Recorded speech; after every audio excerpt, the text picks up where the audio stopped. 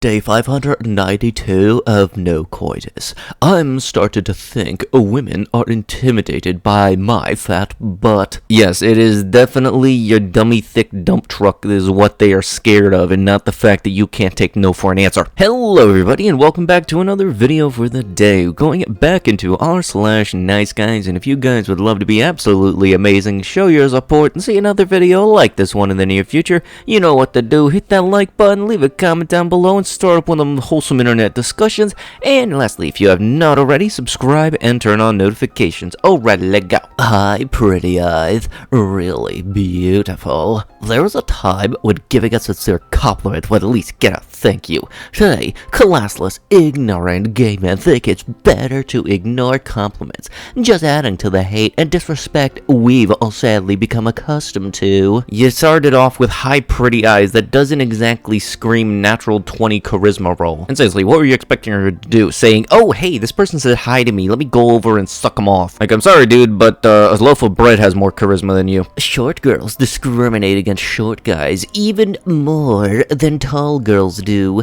They feel weak, vulnerable, and insecure, so they try to compensate by dating the tallest possible guy. B, I'm paying, and F anyone I have an emotional connection to. F out of here with your marginalization of short girls. Lies. Most girls would prefer being used and abused by a tall a-hole than to be treated with kindness and respect by a short guy. That includes shallow, immature, insecure, lying, dwarf but midget trash like you. Yeah, I can guarantee you that nobody wakes up with the mindset of, oh boy, how can I be abused today? People come in all shapes and sizes, and you can love people in all shapes and sizes, but here's the thing, don't be pissy just because someone doesn't date your preference. People who are short can be just as loved as people who are taller, but nobody wants to have somebody whose personality is equivalent to that of a can of garbage. And this goes for everybody, not just guys who get pissy. The friend zone is basically like when somebody turns you down for a job and then calls you every week and complains about the guy they hired. The friend zone is basically when someone turns you down for a job and then you start hanging out at the office lobby in case they fire the guy so you can run and be the first in line for the interview. Meanwhile, the guy who interviewed you sees you there and you say hi and lie about why you're there. So you start chatting him up every time he passes so he's convinced you're friends, and every time he says something about the guy he hired, you think, yes, my plan is working, only be disappointed when they keep employing that a-hole. Why can't they hire me instead? I'm a nice employee, trademarked, while ignoring the fact that you're basically an unemployed bum that hangs out in an office building lobby stalking. So if I'm reading this right, this is making me kind of think of those Karen customers that tell me, well, you just lost a customer. Okay, bye Felicia. Ah, lovely, nice username. That'll show them. Nice guy equals pet wallet. By the time women want to settle down with the safe option, she's already 30 plus and has been railed by all the a-holes. And by that age, no guy wants a used 2006 Toyota Camry. What did the Toyota Camry ever do to you? It's a reliable vehicle. I know a lot of people that are nice guys say that they are being used for their money, but basically they're just spending their own money expecting to get something back in return when the other person you're spending money on has no intention of doing said thing whatsoever, nor have they ever even hinted at it. However, while at the same time there actually do exist people that use others for their money and will actually try leading people on to mentally get them to be gullible and spend their own money on them. And definitely make it an effort to avoid those kind of people, because they're just using your mental state against you. I'm that nice guy that you women want, but don't. So I became an FFG dope dealer. Now I'm so picky of my women. Any females want to be spoiled? Okay, how can you say that you're picky and then the next word in your sentence be the word anyone? I sent a message to my ex-best friend last week or 2 weeks ago, who was my best friend at the time, a nice, lovely, sweet, kind message on WhatsApp or normal text to see if she was okay. She didn't reply to it, and she immediately blocked me on WhatsApp. I was so angry, upset, and so hurt. She hurt my feelings, hurt me, and broke my heart, so I blocked her back. I've deleted her mobile number too. I think she has deleted mine or not, but That I'm not sure. And now I have moved from her, which is good. I wonder if she has moved on from me. But why would she block me if my message was a really nice, sweet message, and not a mean message? I only messaged her to see if she was okay. Now I am doing great, which is another good thing. But the main question, did you actually just message asking if she was okay, or you're persistent like chlamydia?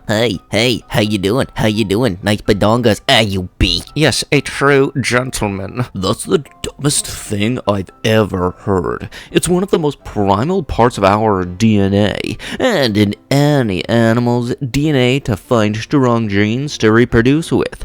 Do you really think you're going to overcome some basic 6th grade biology with a little petition? Ah yes, the good old think like a monkey. This would be the one dude that thinks that instincts and primal urges would be a flex, which just come to realize now is just another way and a longer word to say, oh come on, you know you want to, when somebody says no. She asked me what my type was once, and I said a broken woman because when I build her back up, she'll be stronger than ever. Okay, here's the thing. Never go into a relationship with the intention of fixing someone. They're a human being, not a school project. What it really should be is two people motivating each other to do the things they really want to do in life. Hey, I'm sorry, but I'm not interested in pursuing things any further.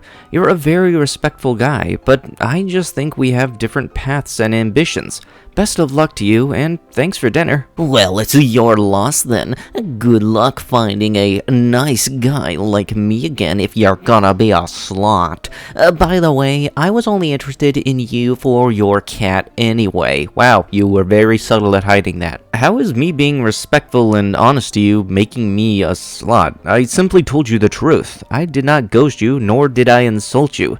This response speaks measures upon your character, not mine. I expect you to pay me back because you were such a pig. For what? Effing dinner? No, F you. Yeah. Y'all women want so and so bad, but shove everyone out because you think your cat belongs on a pedestal. Y'all just want another guy that's like all the other toxic fools that you're into, that left you and dogged you hundreds of times over. Media making people think they are celebrities. In reality, a nice guy's been hitting y'all women's phones. Nice guys finish last. At this point, I'm not worried about nothing but this money, cause that's what's gonna be there. Oh, will you look at that, another whiny, pissy, venti Snapchat thing. Why can't I find any girls that follow through with anything? I'm 28 and have no choice but to use online dating now that my gyms have been shut down. I'd rather approach girls any day than use this trash online dating crap, but feel like it's my only option. Yes, it is my only option because there's nowhere to meet girls randomly in the wintertime where I live. Trust me, nobody's walking around in 25-degree weather around here. I honestly don't know what to do. My profile looks as typical as everyone else's. I mean, it's just pictures, abs, and maybe a bio. What really can you gather from that? Nothing. So I get these matches online. We start talking. I even get her number or maybe Snapchat. Whatever they prefer, I could give a shot.